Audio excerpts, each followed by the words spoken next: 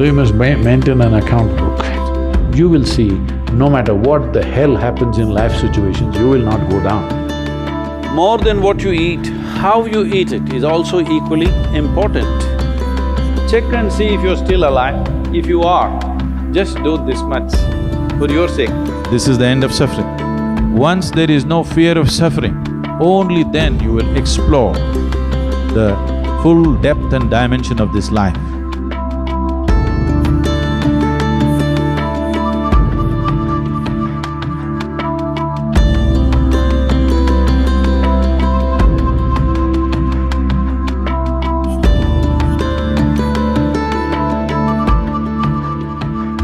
Outside challenges are many. There are many things in the world.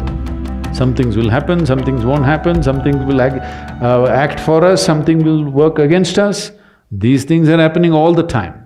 But am I functioning for myself or am I functioning against myself? Within this, is my life little more exuberant, little more better, little more joyful, little more peaceful? You just measure this every day. So you must maintain an account book. Yes, if you're doing business, how do you know whether you're progressing? Only one who keeps accounts knows whether he is making money or going down, isn't it so? Similarly, you must maintain an account. You just see, let's say yesterday you were joyful 5 times in the day. Today if you're 6, you're better. Tomorrow if you're 7, you're better. But day after tomorrow if you're 3, you're worse. How many moments of joy do you have? Why I'm talking about joy is we are not using joy as a goal. Joy is a measure. Joy means you're at ease. Joy means you become more of life than being a mental mess, isn't it? Joy does not mean that you attain to something. Joy simply means life has come to ease, you're not messing yourself up. Spend 5 minutes, have I been better today than yesterday? Has my day been better? Every day, if you keep accounts, you will see, no matter what the hell happens in life situations, you will not go down.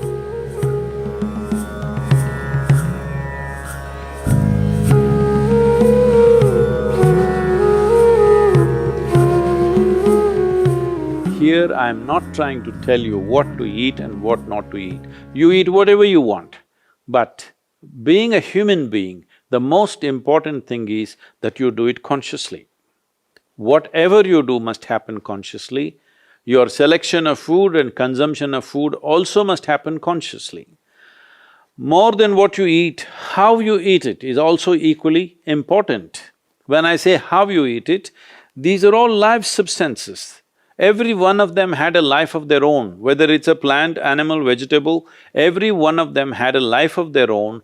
If you approach it with a certain sense of gratitude and reverence towards the food that you eat, when I say reverence, it may feel like too much for you, but I'm asking you, let's say we put you in a room and you had nothing to eat for 5 days. If God appears in front of you, what will you ask for? Food? So that's how important it is. You must understand the food on your plate is not just a substance, it is not a material, it is not a commodity, it is life. It is the life-making material for you. So you must treat it as such. Right now, when it's on the plate, when it's out there, it has no value, but the moment you consume it and it becomes your flesh and blood, now suddenly it's of immense value. Why do we live like this? It's very important, when it comes on your plate itself, you must treat it as a part of yourself. With great reverence, you must consume. Just the way you consume it, if you change that, food will behave very differently within you.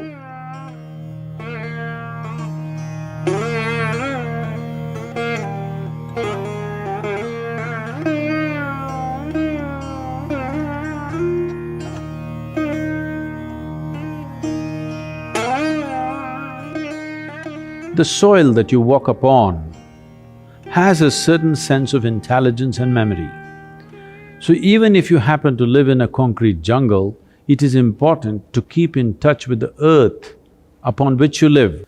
create ways for yourself to somehow remain in touch with the soil or the earth upon which you live, that part of the earth.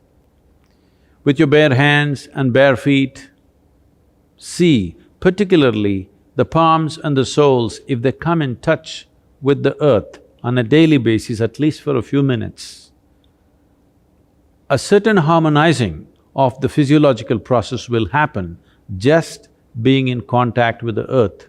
If you spend at least a few minutes in your garden, barefooted, touching plants or trees, because this is the basis of your life. All life, yours and every other creature, has come out of this earth. Stay in touch with it and harmonize your system.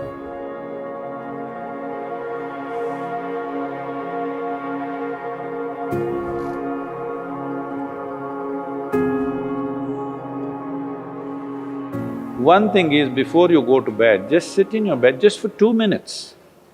2 minutes, just see, suppose you're going to die right now in 2 minutes' time, how it'll be, and then sleep.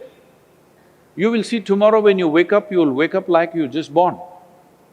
If you go to sleep with this awareness, you will wake up with a completely new dimension of energy within you.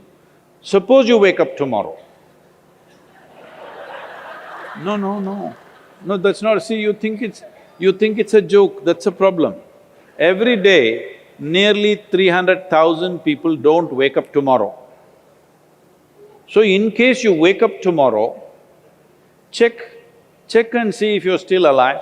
If you are, just do this much, for your sake, not my sake. One big smile, you're still alive. Hello? Is your is your life worth this much? See, do not think every day you will wake up, one day you will not wake up. Yes or no? Tomorrow morning you woke up, check if you're still alive. If you're dead, I will pardon you. If you're alive, one big smile. Then if 300,000 people die on the planet, maybe 3 to 5 million people would have lost somebody who's dear to them. So just check those 4 or 5 people who matter to you in your life, all of them still alive. One more smile. Hello? And you looked at the watch, it's 7 o'clock and you're still alive. One more smile. Hello? From now on you must do this every time you look at the time. If you're alive, you must smile, because this is the greatest thing happening to you. Not your money, not your profession, not your family, you're alive right now, this is the thing. Very brief, let's make it happen.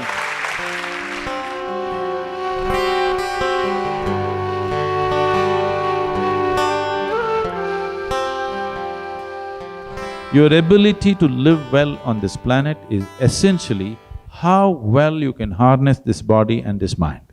Yes or no? So if you have to harness this the way you want it, it's very important. There is a little space between you and the body. There is a little space between you and the mind. Whatever suffering, any kind of suffering that you have known in your life has entered you either through the body or through the mind. Do you know any other kind of suffering? Do you know any other kind of suffering? Physical suffering, mental suffering. There's only 2 things you know, isn't it? If a little distance arises between you and the body, between you and the mind, this is the end of suffering. Once there is no fear of suffering, only then you will explore the full depth and dimension of this life.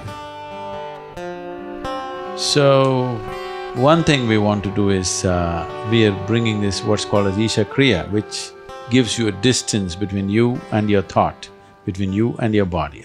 If people experience this for 2 minutes a day, their lives will change. Definitely, I'm telling you. Once they know the freedom of it, you will not like anything. You will not like any drink or drug or whatever, because it is a much big high than that. Much big high than anything that you have seen. So one of the resolutions that you take for the new year is, I meditate.